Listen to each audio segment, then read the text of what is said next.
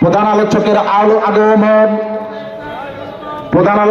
আগমন চরভাঙ্গার পক্ষ থেকে নারায়ে তাকবীর। মাশাআল্লাহ, আমাদের মেহমান চলে এসেছেন। আমি আর কথা লম্বা করবো না, এগুলি শেষ করে দিব। আমি আপনাদেরই পরিচিত লোক, আপনাদেরই কারোর ভাতিজা, কারোর ছোট ভাই, কারো বড় ভাই। যে আলোচনাগুলো করতেছিলাম, মসজিদ নির্মাণ করলে লস নাই, কি লাভ আছে? তো কি লাভ? জান্নাতে বাড়ি পাওয়া যায়। কি পাওয়া যায় ভাই? জান্নাতে বাড়ি পাওয়া যায়।